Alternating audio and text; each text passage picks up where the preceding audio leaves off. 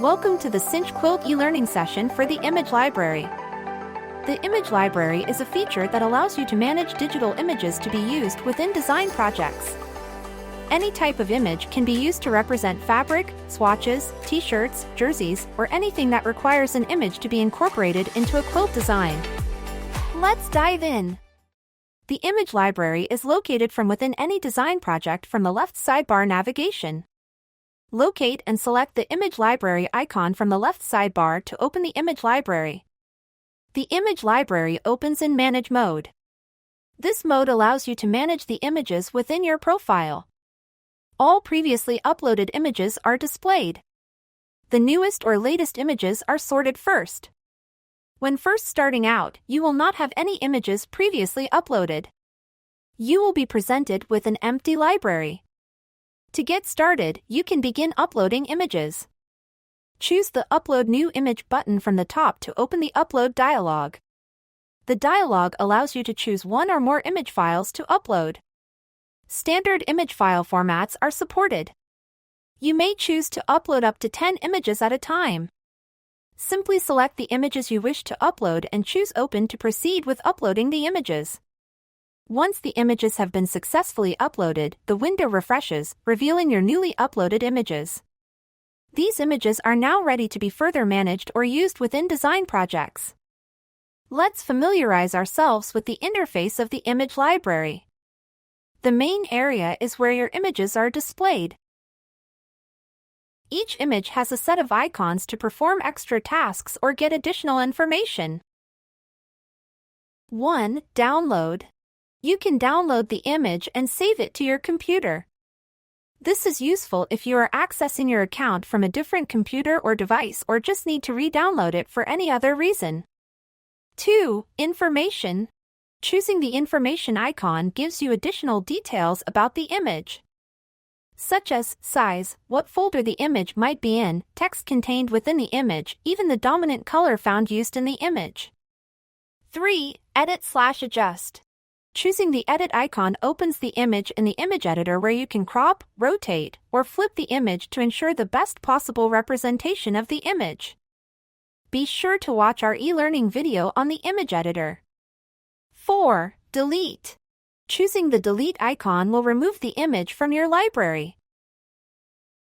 The grouping option at the top allows you to choose how you want to visually organize your images. The options are: 1. Default/no grouping.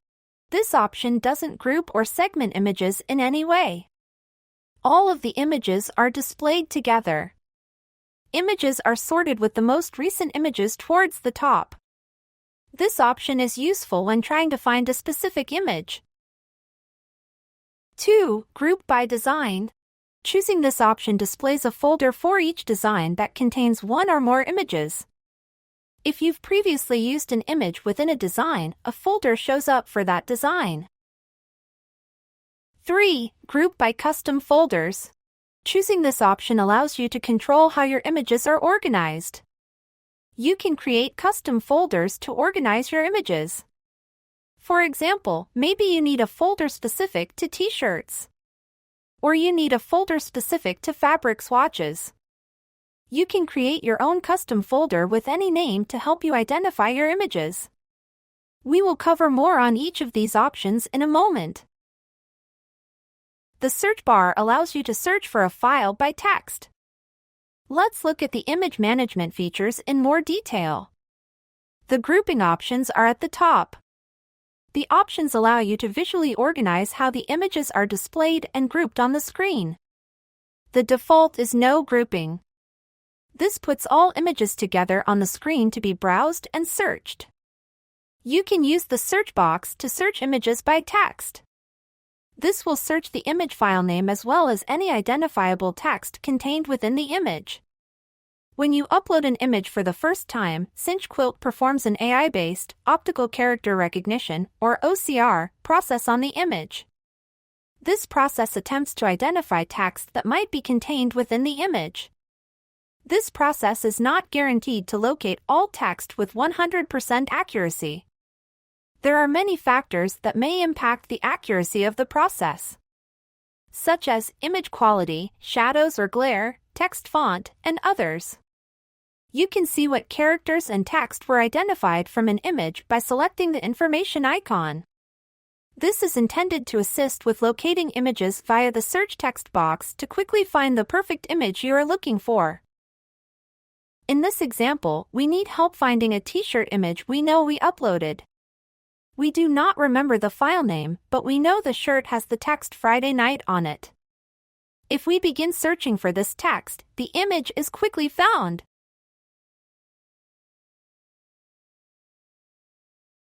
The next grouping option is to group by design. This option displays folders for any design that contains images. That means it will only show you designs where you have used images. This is useful when working within a specific design. All of the images used are grouped together for quick access to them while working with the design.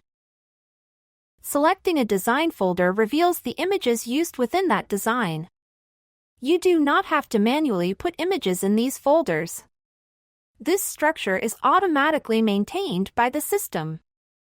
As you add or use new images within designs, they are automatically grouped appropriately.